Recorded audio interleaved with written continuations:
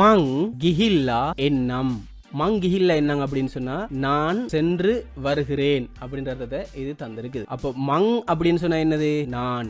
மங் அப்படின்னு சொன்னா நான். எண்ணம் அப்படின்னு சொன்னா வருகிறேன் அப்படின்றத தரும். எண்ணம் அப்படின்னு சொன்னா வருகிறேன். மம எண்ணம் நான் வருகிறேன். கிஹில்லா அப்படின்னு சொன்னா சென்று என்ற அர்த்தம் தரும். சென்று அல்லது போய். மங்கிஹில்ல எண்ணம் நான் சென்று வருகிறேன், நான் போயிட்டு வாரன் அப்படின்னு சொல்றதுக்கு தான் மங்கிஹில்ல எண்ணம் அப்படின்னு சொல்லி பயன்படுத்துறது. அடுத்தது மங் கிஹிங் எண்ணம். இப்படியும் நீங்க சொல்லலாம். நான் போயிட்டு வாரன் அப்படின்னு சொல்றதுக்கு மங்கிஹில்ல எண்ணம் அல்லது மங்கிஹிங் எண்ணம் அப்படின்னு சொல்லி இது ரெண்டையும் நீங்க பயன்படுத்திக் கொள்ளலாம். அப்ப மங்னு சொன்னா நான் என்ற அர்த்தம், எண்ணம் அப்படின்னு சொன்னா வருகிறேன் அப்படின்ற அர்த்தம், கிஹிங் அப்படின்னு சொன்னா சென்று.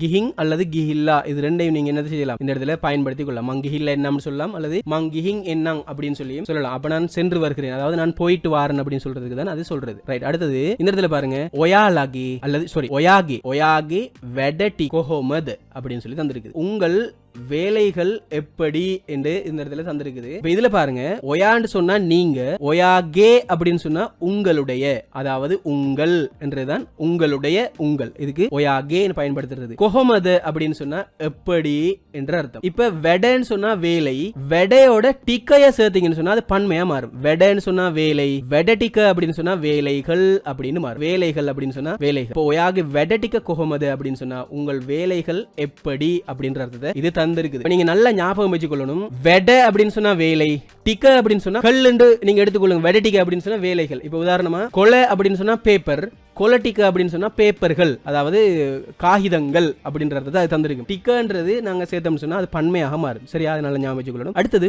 ஒயா கேவது. ஒயா கேவது அப்படின்னு சொன்னா நீங்கள் சாப்பிட்டீர்களா.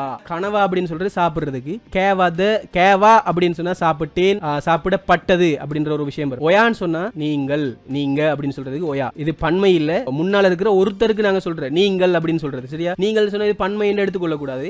ஒயான்னு சொன்னா நீங்க, அதாவது முன்னுக்கு இருக்கிற நீங்கள்.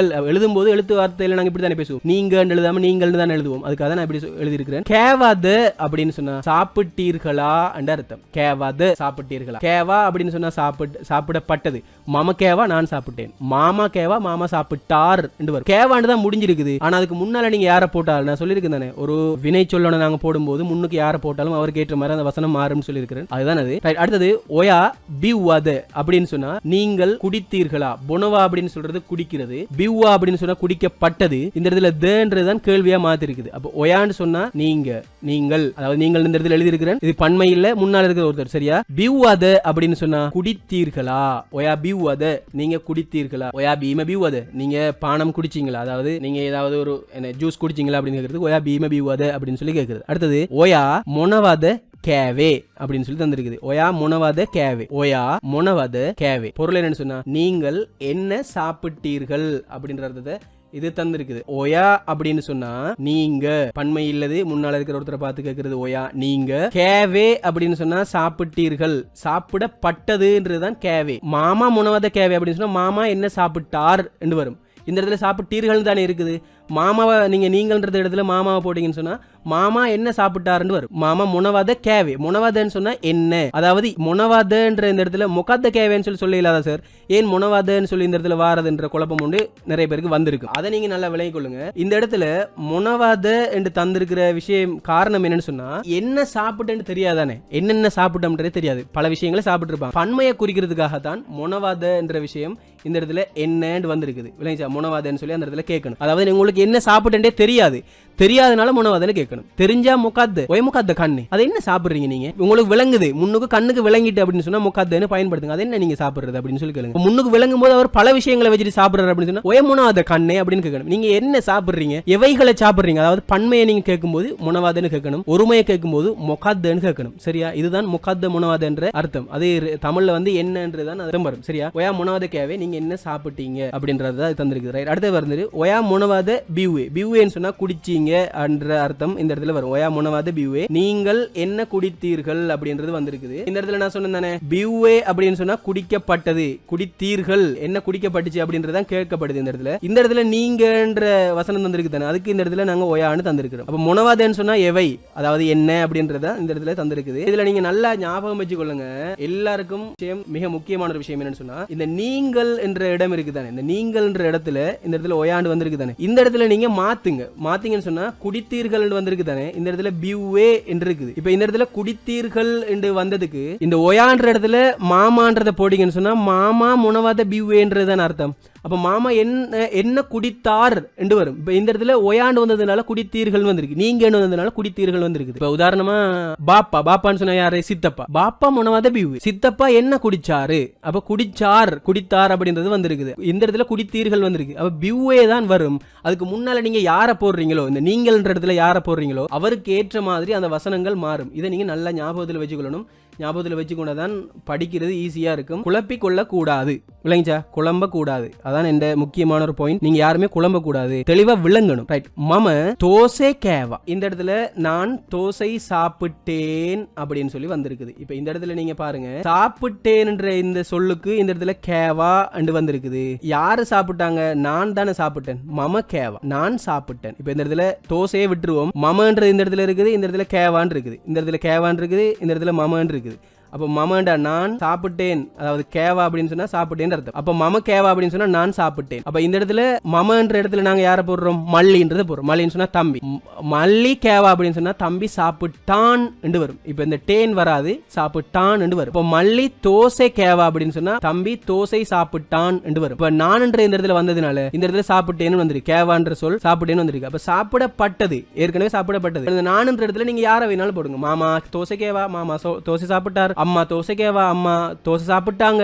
தாத்தா தோசை கேவா, அப்பா தோசை சாப்பிட்டாரு. பல்லா தோசை கேவா, நாய் தோசை சாப்பிட்டது. இந்த இடத்துல சாப்பிட்டேனுக்கு பதிலா சாப்பிட்டதுன்னு வந்திருக்கு. கேவா என்றதான் வந்திருக்குது சிங்களத்துல. ஆனா தமிழ்ல தான் மாறி மாறி வரும். சிங்களத்துல ஒரே வசனம் தான், கேவா அப்படின்னு சொன்னா சாப்பிடப்பட்டது அப்படின்றதான். சரியா? ரைட். இது விளங்கி நினைக்கிறேன். மம பத் கேவா அப்படின்னு சொன்னா நான் சோறு சாப்பிட்டேன், நான் சோறு சாப்பிட்டேன். இதை நான் விளங்கப்படுத்துறேன். ஃபுல்லா இதை சாப்பிட்டது எல்லாம் எடுத்துட்டு வரும். கேவான்ற வசனத்தை எடுப்போம். அடுத்தது மம இந்தியாப்ப கேவா, நான் இடியப்பம் சாப்பிட்டேன். மம பிட்டு கேவா, நான் புட்டு சாப்பிட்டேன். மம ரொட்டி கேவா, இந்த இடத்துல ரொட்டி கேவா, நான் ரொட்டி சாப்பிட்டேன். ஓ மங் கேவா நே மம தாம கேவின தென் கண்ணை அணவா. ஓ மங் கேவா அப்படின்னு சொன்னா ஆம் நான் சாப்பிட்டேன். நே மம் தாம கேவின அப்படின்னு சொன்னா இல்லை நான் இன்னும் சாப்பிடவில்லை என்ற அர்த்தம். தென் கண்ணை அண்ணே அப்படின்னு சொன்னா இப்ப சாப்பிட போறேன் அப்படின்ற அர்த்தத்தை இது தந்திருக்குது. இதுல சில விளக்கங்கள் நாங்க பார்ப்போம். மம மம மம மம. இப்ப இந்த இடத்துல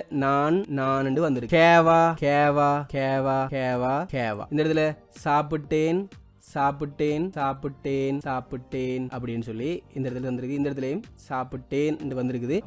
மம கேவா, நான் சாப்பிட்டேன். மமன்றது இடத்துல இந்த நான் என்ற இடம் இருக்குது. அந்த நான் இந்த இடத்துல நான் இருக்கு, இந்த இடத்துல நான் இருக்கு, இந்த இடத்துல நான் இருக்குது, இந்த இடத்துல நான் இருக்குது. அப்ப இந்த இடத்துல மம மம மம மம மமன்னு இருக்குது. மமன்னு வார இடத்துல எல்லாம் கேவா அப்படின்றது சேர்த்தா சாப்பிட்டேன் சாப்பிட்டேன்னு முடியும். அப்ப மமன்ற இடத்துல வந்து நீங்க புஞ்சி அம்மான்னு சேர்த்து கொள்ளுங்களேன். சின்னம்மா புஞ்சி அம்மான்னு சொன்னா சின்னம்மா. புஞ்சி அம்மா கேவா, புஞ்சி அம்மா கேவா, புஞ்சி அம்மா கேவான்னு போட்டீங்கன்னா சின்னம்மா சாப்பிட்டாள், சின்னம்மா சாப்பிட்டாங்க, சின்னம்மா சாப்பிட்டாங்க, சின்னம்மா சாப்பிட்டாங்கன்னு சொல்லி வரும். விளைஞ்சா இப்ப என்ன சாப்பிட்டாங்க?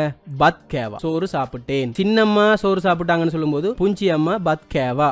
புஞ்சி அம்மா மாமன்ற இடத்துல புஞ்சி அம்மா போடுங்க. பத்துன்றது பத் தான் கேவா. புஞ்சி அம்மா பத் கேவா, சின்னம்மா சோறு சாப்பிட்டாங்க. அப்ப மாமா இந்தியாப்ப கேவா அப்படின்னு சொன்னா நான் இடியப்பம் சாப்பிட்டேன்னு வரும். புஞ்சி அம்மா இந்தியாப்ப கேவா அப்படின்னு சொன்னா சின்னம்மா இடியப்பம் சாப்பிட்டாள் அப்படின்ற மாதிரி வரும். மம பிட்டு கேவா அப்படின்னு சொன்னா நான் புட்டு சாப்பிட்டேன் அப்படின்ற அர்த்தம் வரும். பாப்பா பிட்டு கேவா அப்படின்னு சொன்னா சித்தப்பா புட்டு சாப்பிட்டார் அப்படின்ற மாதிரி இது வரும். மம ரொட்டி கேவா அப்படின்னு சொன்னா நான் ரொட்டி சாப்பிட்டேன் அப்படின்றது வரும். இந்த மமன்றதுல ஒரு பேரை போடுவோம். சரியா? இப்ப உதாரணமா நாம ஒரு பேர் போடுவோம் சொன்னா விதுசன் போடுவோம். விதுசன் ரொட்டி கேவா அப்படின்னு சொன்னா விதுசன் ரொட்டி சாப்பிட்டான் அப்படின்ற அர்த்தம் வரும். அப்ப சாப்பிட்டேன் வந்து சாப்பிட்டானா மாறின காரணம் என்ன? அதுக்கு காரணம் என்னன்னு சொன்னா இந்த நான்ன்ற இடத்துல விதுசன் வந்ததுனால இந்த கேவான்றது சாப்பிட்டான்ன்றது மாறி இருக்குது. மமன்ற இடத்துல சரண்யான்னு போடுங்க. சரண்யா ரொட்டி கேவா அப்படின்னு சொன்னா சரண்யா ரொட்டி சாப்பிட்டாள் அப்படின்னு வரும். சாப்பிட்டேன்ற இடத்துல சாப்பிட்டாள்னு வரும். கேவான்னு தான் சிங்களத்துல பயன்படுத்துறது. இது நல்லா விளங்கி கொள்ளணும். இந்த இடத்துல சாப்பிட்டேன், இந்த இடத்துல சாப்பிட்டேன்னு வரும். ஓ அப்படின்னு சொன்னா ஆம், ஓவுன்னு சொன்னா ஆம், ஓவுன்னு சொன்னா ஆம். மம அப்படின்னு மமன்ற இடத்துல தான் இந்த மங்குன்னு நாங்க போட்டுக்கிறோம்.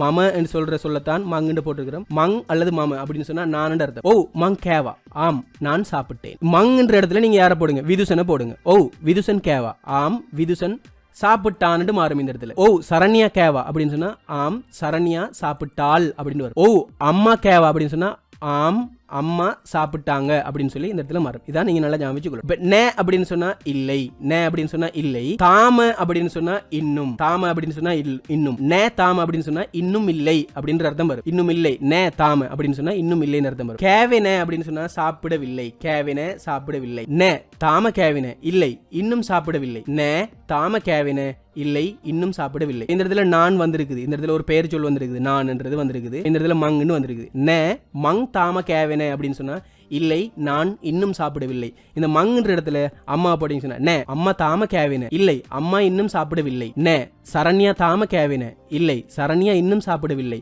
நே விதுசன் தாம கேவின இல்லை விதுசன் இன்னும் சாப்பிடவில்லை. மம என்ற இடத்துல நீங்க யாரை போட்டாலும் அதுக்கேற்ற மாதிரி அந்த சொல் மாறும். ரைட். அடுத்தது தெங் அப்படின்னு சொன்னா இப்ப, அதாவது இப்பொழுதுன்ற அர்த்தம். யன்னே அப்படின்னு சொன்னா போறேன். இந்த யன்னேன்றது இப்ப நீங்க செய்து கொண்டிருக்கிறீங்க, இப்ப சாப்பிடறதுக்கு ரெடி ஆகி இருக்கிறீங்க, போறீங்க, போய் கொண்டிருக்கிறீங்க அப்படின்னு சொல்லும் போது கண்ண அப்படின்னு சொன்னா சாப்பிடுங்கன்ற கட்டளை அது சாப்பிடையா மாறும். இப்ப சாப்பிட போறேன், இப்ப சாப்பிட போறேன் நான். தெங் காண்டே அண்ணே நீங்க சாப்பிட்டீங்களா, ஒயா கேவத நீங்க சாப்பிட்டீங்களா. நே தாம கேவின இல்ல இன்னும் சாப்பிடல. தெங் காண்டே அண்ணே இப்ப சாப்பிட போறேன், இப்ப சாப்பிட போறேன், இப்பதான் சாப்பிட போறேன், இன்னும் சாப்பிடல இப்பதான் சாப்பிட போறேன் அப்படின்னு சொல்லும்போது தெங் காண்டே அண்ணே இப்ப சாப்பிட போறேன். அம்மா கேவத அம்மா சாப்பிட்டாங்களா. நே அம்மா தாம கேவின தெங் காண்டே அண்ணே இல்ல அம்மா இன்னும் சாப்பிடல இப்ப சாப்பிட போறாங்க. தெங் காண்டே அண்ணே இப்ப சாப்பிட போறாங்க. குருத்துமா கேவத ஆசிரியர் சாப்பிட்டாரா. நே குருத்துமா தாம கேவேன தெங் காண்டே அண்ணே இல்ல ஆசிரியர் இன்னும் சாப்பிடல இப்பதான் சாப்பிட போறார், சாப்பிடறதுக்கு ரெடி ஆகுறார் அப்படின்னு சொல்லும்போது தெங் காண்டே அண்ணே அப்படின்ற வசனத்தை நீங்க சேர்த்துக்கொள்ளுங்க. இந்த பாடம் உங்களுக்கு விளங்கி இருக்கும் அப்படின்னு நினைக்கிறேன். இந்த பாடம் யார் யாருக்கெல்லாம் பிரயோசனமா இருக்குதோ அவங்க எல்லாருக்கும் இந்த பாடத்தை நீங்க ஷேர் பண்ணி விடுங்க.